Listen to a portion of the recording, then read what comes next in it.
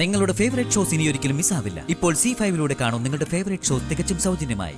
ഭാര്യയെ എല്ലാത്തിനും സഹായിക്കുന്നതൊക്കെ നല്ലത് തന്നെ, പക്ഷേ ഒരു പെൺകോന്തനാവരുത്.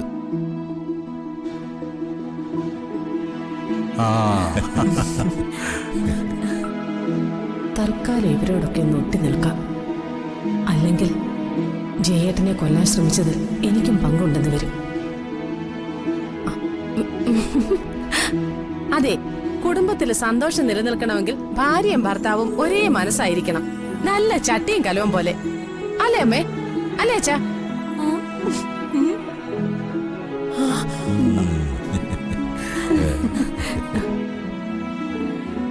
എന്റെ മോള് സാവിത്രി തന്നെയാണോ ഈ നിൽക്കുന്നത്?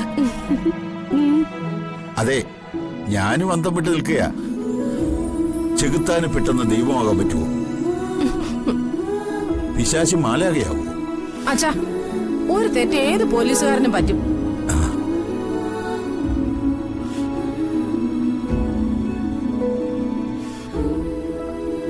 ചില കാര്യങ്ങളില് ഞാൻ ഇടറി നടക്കുകയായിരുന്നു, അത് സത്യം. പക്ഷേ ഏട്ടനൊരു ആപത്ത് വന്നപ്പോ അതെനിക്ക് സഹിക്കാൻ പറ്റിയില്ല. അതോടെ ഞാൻ ആകെ അങ്ങ് മാറിപ്പോയി. ഒരുതരം മാനസാന്തരം.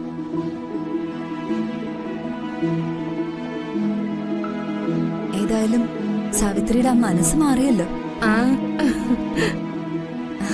അതിന് നമുക്ക് എല്ലാവർക്കും സന്തോഷിക്കല്ലേ വേണ്ടത്.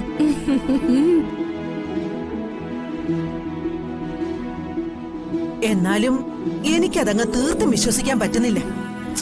വിശ്വസിക്കണം അമ്മേ.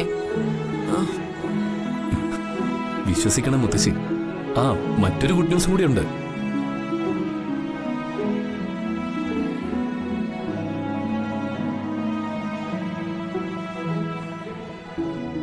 ഈ അതിരെ വേർതിരിച്ചിരിക്കുന്ന കയറില്ലേ, അത് എത്രയും പെട്ടെന്ന് അഴിച്ചു മാറ്റണമെന്ന് എന്റെ അമ്മ പറഞ്ഞിരിക്കുക.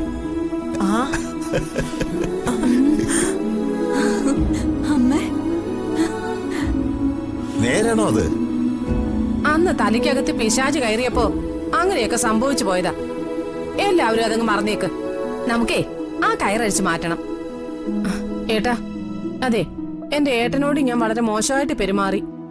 ഏട്ടൻ എന്നോട് ക്ഷമിക്കണം. എന്താ മോളെ ഇത്? നീ എന്നോട് ക്ഷമ പറയൂ. നീ എന്റെ കൊച്ചു പെങ്ങളല്ലേടി.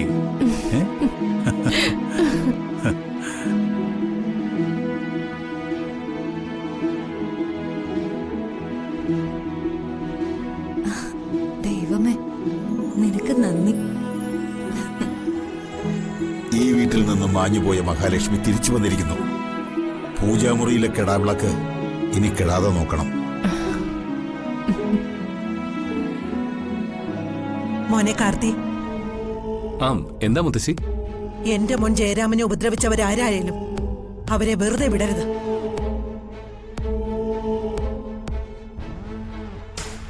മോൻ അവരെ പിടികൂടണം.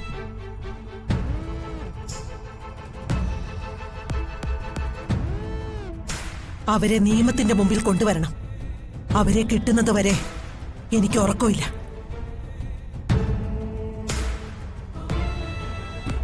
മുത്തശ്ശി ധൈര്യമായിട്ടിരിക്കുക. അവരെ ഞങ്ങൾ പിടികൂടിയിരിക്കും.